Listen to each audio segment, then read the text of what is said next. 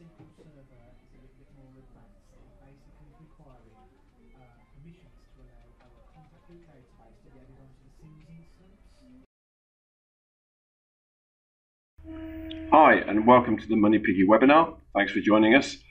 I'm Chris Sherwood, the product manager, and I'm here with John Clark, sales manager. We're going to talk about the benefits of the product. If you have any questions during the webinar, please type them in and we'll try to answer a few of them at the end. Let's take a look at the benefits of MoneyPiggy. You can send payment requests out to parents for trips and other items. You can also send out permission requests to parents, so there's no need to have paper permission slips. It also handles dinner money, both daily dinner money every morning and also variable dinner money at the end of the week. And finally, it can automatically send out reminders to parents if they haven't paid or responded, and prompt them to actually pay for those items. Thanks again, Chris. Now over to the main event, the actual software itself. So there are two parts to the system. There is the parent side, where the parent can view transactions and pay for them online. And then there's the school side, where they can publish items, school trips, and dinner money for the parent to actually pay for. Now what we're going to do from a school's perspective, we're going to look at creating a new payment item. So as you can see, really simple stuff. At the top, you've got the name of the payment item, whether that be a school trip, an item, or dinner money. Underneath there, you've got the description of the actual payment item. Then underneath that, you've got a little tick box that says send reminders. Now this is a feature that really appeals to the schools. Now, at the moment, what you'll be doing if you're using a cash-based system, you'll be chasing for payments and products, and that's the ability to have permissions within making them electronic, basically. So what it will do, it will send them an email saying, do you allow your child to go on the following trip? They'll have a tick box, yes or no, and then the statistics come back into the actual system. What's great is we understand that you might have to ask other questions, such as, do they want a packed lunch? Have they got any dietary requirements? So now what we have to do is look at actually sending the payment request. So all you will do, you will click on the item that you've created, and you'll click send payment request.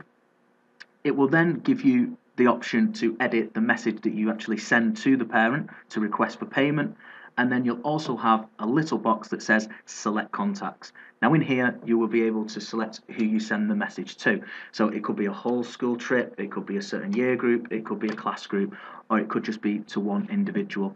Now in this case, you select them. All you'll do, you'll click the little tick box and you'll just click send. What will happen then is that payment request will then be sent to the parents you have selected. Now over to Chris.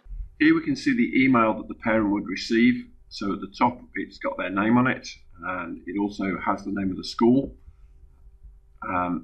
Just underneath that is the actual name of the trip, and then it asks them to log in at moneypiggy.net to make that payment. Here we're logging in as the parent, so the parent just types in their email address, their password, and they get to see a list of all the payments that are required for them. They select which one they want to pay for and click proceed. They then get asked to fill in any permission slips that the school have sent to them.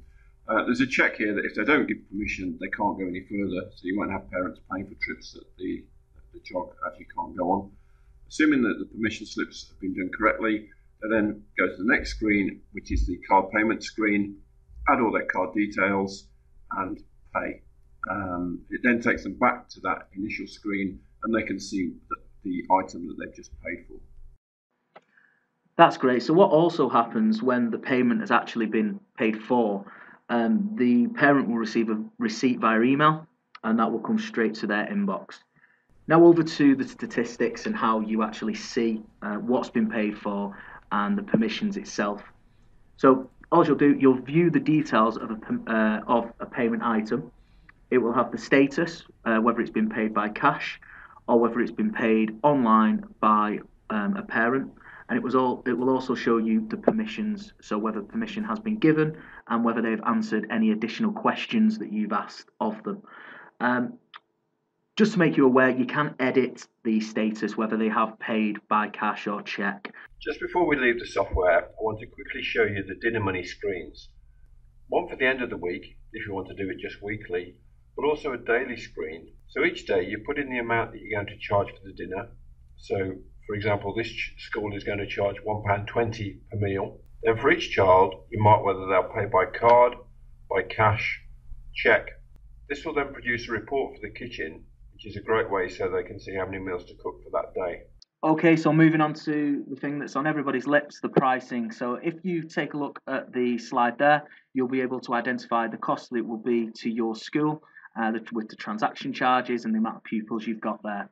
But what we're going to do now is we're going to introduce you to Gemma. Gemma's going to go through a few of the questions that you've been asking throughout the webinar, and Chris and I will answer them questions for you accordingly. Thank you. Thanks, John, and thank you everyone who has been listening to the webinar today. Right, we had a few questions come in. The first one we're going to answer is from Sarah. She's asking if it connects to the school's MIS. Yes, Sarah, that's a really important question. Simple, which is great. We work with all the major management information systems, and it pulls through the contact details of the parent automatically. Great. Okay. The next one is from Paul. He said that you mentioned earlier about the texting and the emailing and wants to know how that actually works.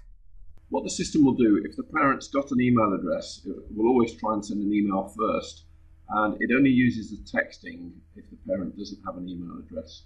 That way you only get charged for those parents with no email addresses. Okay. Third question is from Nigel. He has asked if the parent has to actually log in every day to pay for their child's dinner money. No, they don't have to log in every day to pay for dinner money. We have something called an e-wallet, and the parent can credit this, and the system will automatically debit the dinner money daily until the money runs out, and then the parent gets a message to top it up.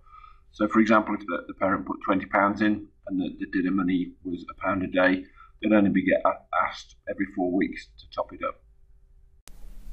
Okay, well, thank you everyone for all of your questions. We've got time for just one more. Here we go. Lynn, she has asked how the reminders actually work. Lynn, great question. Yeah, to stop all the chasing of the parents. Yeah, it does it automatically. How it works is when you first initial a payment, they get a request straight away, so a reminder saying there's something online for them to view and pay.